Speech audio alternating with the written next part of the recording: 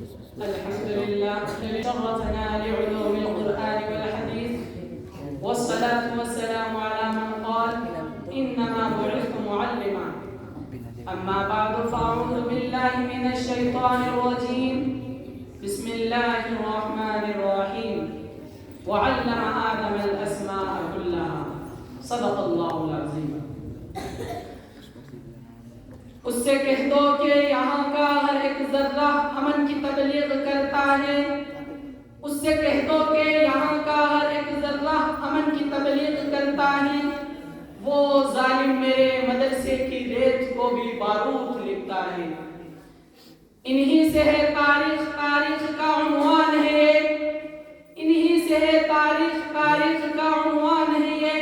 وقت بھی جانتا ہے، وقت کی پہچان ہے.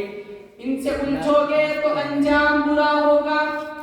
ان سے الجھو گے تو انجام برا ہوگا. رب کعبہ کی قسم صاحب ایمان ہے. قابل صد تکریم اساتذہ کرام اور منصفین اعظام اور میرے ہم مشن، ہم مکتب، ہم درس ساتھیوں، السلام علیکم ورحمۃ اللہ وبرکاتہ. محترم سامعین، آج کے اس پرن اور باہر انجمن میں بندہ جس موضوع کو تخیلات کی وادیوں سے نکال کر لفظوں کا جامہ پہنا کر آپ کے ذہنوں میں اتار کر آپ کے دل کی بنجر زمین کو سیراب کرنا چاہتا ہے، وہ ہے دینی مدارس کی اہمیت و ضرورت کو کردار.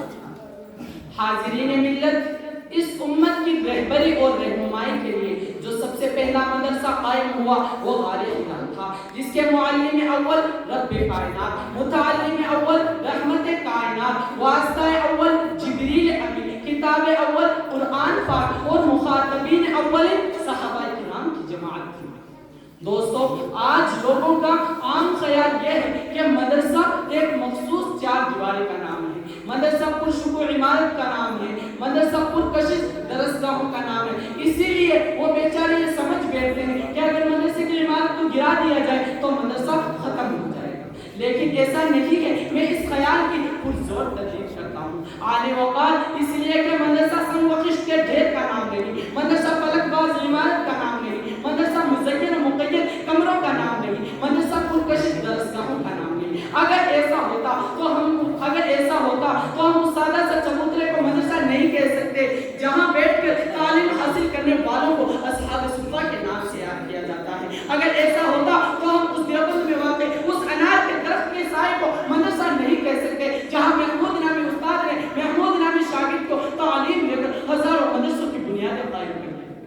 تو پھر آپ مجھ سے پوچھ سکتے ہیں کہ اگر ان چیزوں کا نام مدرسہ نہیں تو پھر مدرسہ کیا ہے؟ تو میں عرض کرتا ہوں، مدرسہ تو وہ جگہ ہے جہاں انسان کو انسان بننے کی تعلیم دی جاتی ہے، جہاں اس کے دل میں علم کی شمع روشن کی جاتی ہے، جہاں اسے حلال و حرام کی تمیز سکھائی جاتی ہے، جہاں اسے خالق اور مخلوق کے درمیان کا فرق سمجھایا جاتا ہے، جہاں اسے حقوق اللہ اور حقوق العباد کی ادائیگی کا طریقہ بتایا جاتا ہے.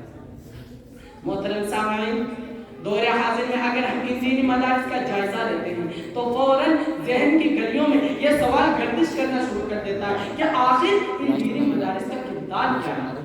تو آؤ آج میں آپ کو بتاتا چلتا ہوں کہ ان دینی مدارس کا کردار کیا ہے. تو سنو، اگر آج یہ دینی مدارس نہ ہوتے تو آپ کا نکاح پڑھانے والا کوئی نہ ہوتا. اگر آج یہ دینی مدارس نہ ہوتے تو بیٹیوں کو وراثت کا حق بتانے اور دلانے والا کوئی نہ ہوتا. اگر آج یہ دینی مدارس نہ ہوتے تو حقوق والدین اور حقوق زوجین کا بتانے والا کوئی نہ ہوتا. اگر آج یہ دینی مدارس نہ ہوتے تو توحید ربی سنانے والا کوئی نہ ہوتا. اگر آج یہ دینی مدارس نہ ہوتے تو قومی اسمبلی میں ناموس رسالت اور ناموس صحابہ کی لڑائی لڑنے والا کوئی نہ ہوتا. اور مجھے کہنے دیجئے، اگر آج یہ دینی مدارس نہ ہوتے تو شاید آپ کا جنازہ پڑھانے والا کوئی نہ ہوتا.